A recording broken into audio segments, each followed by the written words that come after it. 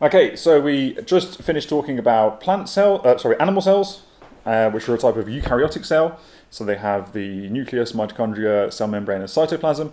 Now, animal cells come in all different shapes and sizes. Okay, so this is just a simple general idea of an animal cell, but they don't all look like this. Some of them look really like weird shapes, but you'll do more of that when you get to cell specialization next year. Okay, so for now it's just a simple idea of a cell. Okay, so that is our, over here, that's our animal cell, our first type of eukaryotic cell. So now we're going to do plant cells, which is our second type of eukaryotic cell. All right, so on the next page we have plant cells contain a nucleus, a cell membrane, cytoplasm, mitochondria. So that's all the same things as the animal cell. So all those are the same four things. However, now we have a cell wall, a vacuole, and chloroplasts. So we're now going to sketch and label a simple plant cell. Now again, this is just a simple plant cell. They don't all look like this. They all come in different shapes and sizes as well. I'm going to draw it slightly rectangular. Okay, they won't all be rectangular. You'll remember that in a leaf we had this kind of structure. Okay, so you can see here that some of these cells, they are rectangular, but not all of them are. So some of them are these sort of circular, spherical shapes, okay, a little bit more irregular. The reason that these ones here are rectangular is it allows them to be packed closely together, and you can fit lots and lots of them in if you have them in this regular packed arrangement. And you want that because, remember, we're going to be doing photosynthesis with these, so the more you can get in, the better. All right, so often they'll be drawn as rectangles, but don't think that if it's a rectangle it means it's a plant cell. Okay, they come in all different shapes. All right, so what are the different parts? Well, there are two big differences. So now we're going to have this cell wall. So around the outside, we're going to have this extra layer. And then we're going to have this big thing in the middle. Okay, so we have around the outside, this is the cell wall. Okay, and the cell wall is made of cellulose, and it supports the shape of the cell.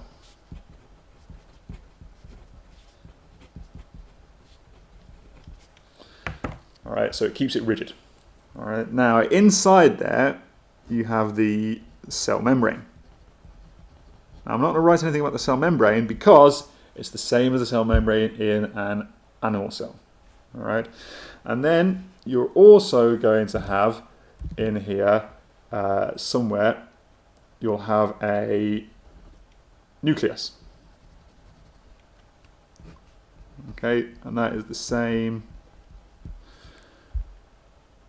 as the animal cell. Then we have, don't have a green pen unfortunately. If you've got a green pen, it would be best if you used a green pen for the next bit, all right? Because you've also got these here. And these are chloroplasts. Okay, and it's good if you can use green for those because they are green in real life. Okay, so they are chloroplasts. Okay, and chloroplasts contain chlorophyll.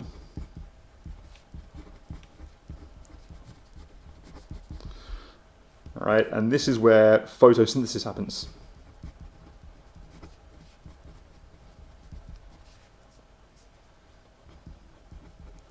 Okay, and that turns sunlight into glucose, as we learned about before. All right.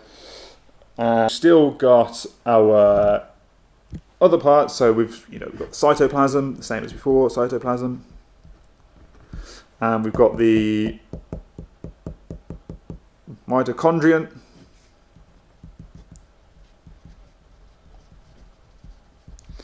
and then we've got this thing in the middle here, which is called a vacuole. And the vacuole contains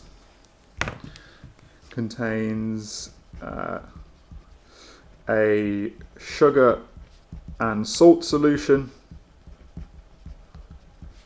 called sap.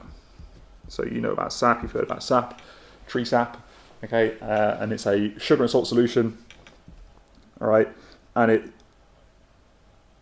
keeps the cell rigid,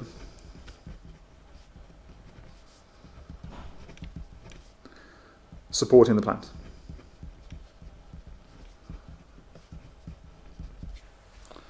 All right, so there you have your plant cell. So same again as we did with the animal cell. You can cover that up once you've had a look at it. Try and draw it out from memory. You need to be able to remember both the animal cell and the plant cell. So we've now done our plant cell. All right. So when drawing or looking at diagrams of cells, it is easy to mistakenly think that they are two-dimensional. All right, so it's easy to think, oh look, cells are flat. This is what a cell looks like. No, it doesn't look like that. Okay, they are three-dimensional structures. Okay? And this will be important to remember when we think about looking at cells through microscopes. So don't think to yourself that if I was to sort of turn this on its side, if I started looking at it like this, that it's flat. It's not. It is a three-dimensional structure. All right. Good. Okay. So now we're going to go on to the last part, which is prokaryotic cells. Okay. Prokaryotes are unicellular organisms. Okay, so a prokaryote is a unicellular organism. What does unicellular mean? Well, cellular obviously means cell, and uni means one. So a prokaryote is a one-cell organism. They are mostly bacteria. So, some examples are, this is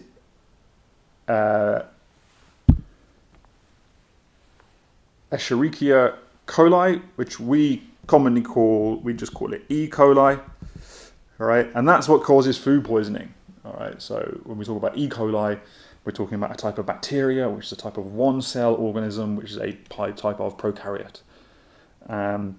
We also have Streptococcus bacteria, which causes sore throats, and Streptomyces bacteria, which can be used to kill disease-causing bacteria. So don't go thinking that all these bacteria are bad because they're giving you food poisoning or causing sore throats. They can also be used to kill other types of bacteria. All right, so let's go on. So we're now going to draw a diagram of a prokaryotic cell. They all contain a cell wall, a cell membrane, cytoplasm, and genetic material. However, the genetic material is not in a nucleus, because you'll remember that the difference, one of the main differences between prokaryotes and eukaryotes, are that eukaryotes contain a nucleus and the prokaryotes do not contain a nucleus. So, let's have our prokaryote. We have, again, we've got a cell wall. So we draw that around there. So we've got our cell wall. Inside the cell wall, we've got the cell membrane. We have the cytoplasm.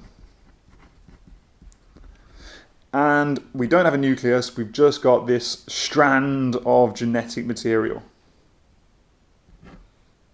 Okay, so the genetic material that would be in the nucleus is not, now it is just, it's usually circular and it's just inside the cell. Okay, so that's our prokaryote cell. Right, it's very simple, so it's smaller and it's simpler than a eukaryotic cell, okay? And you'll need to remember that as well.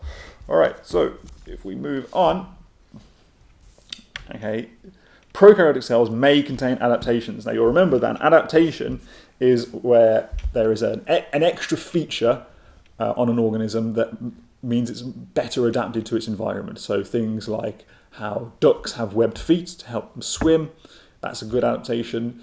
Or a polar bear has thick white fur for camouflage and keeping warm. All right, so these are all adaptations. Now, prokaryotic cells, they all generally look like this, but they might have additional things that help them. Okay, so what are they? Well, it could be a flagella, which is it's this sort of tail-like structure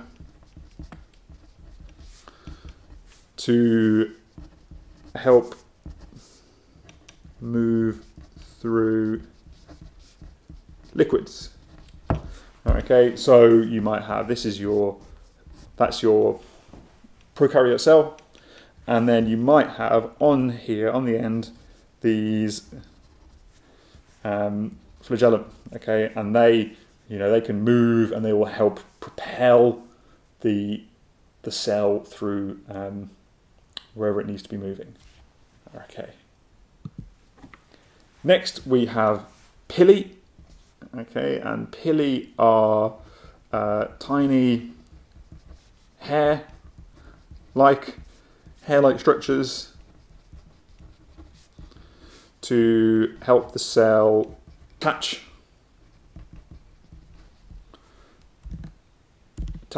to other structures.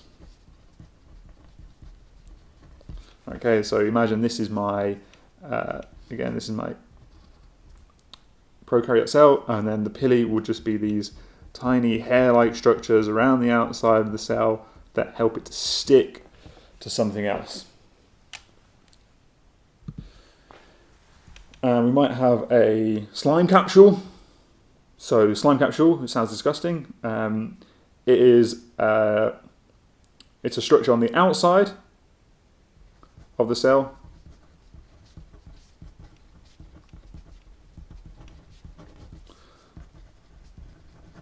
To it from drying out.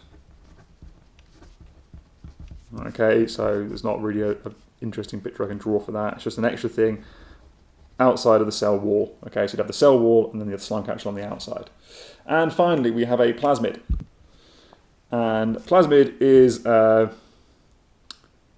of like it's extra DNA. Okay, extra DNA or genetic material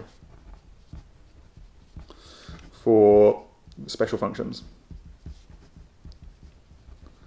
Okay, so you might have in your cell, you might have your normal genetic material here, but then you might have this extra little bit of genetic material over here that's in a special circumstance you might need to use.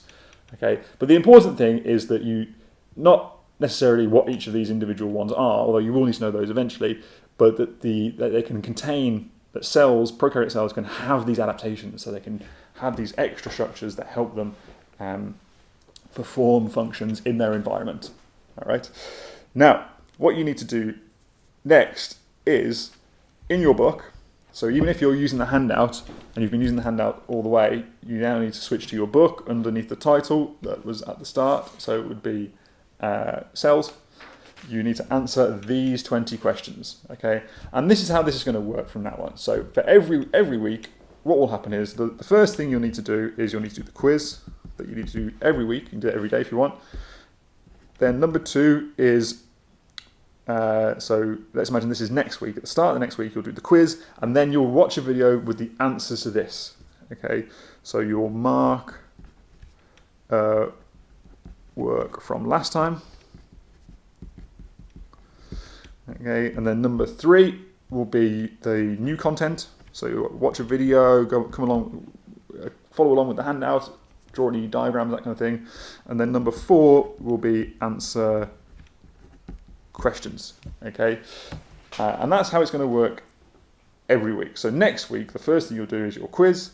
Then you'll mark these questions that you're about to do now. Then we'll go on to the new content. So we'll do microscopy next week. And then the fourth thing you'll do next week will be you'll answer the questions. You'll answer the questions at the end. Okay? And that's what we'll do every week. And I'll need you to add, so upload a picture of the questions. If you can. If you can't, just let me know. But upload the picture so I can see that you're doing it, and so I can see any common mistakes people are making, and then I can address those when I make the video with the answers in. All right? So, anything that you're not sure about, pause the video, go back and watch it. Otherwise, answer those questions. All right? And I'll see you next week.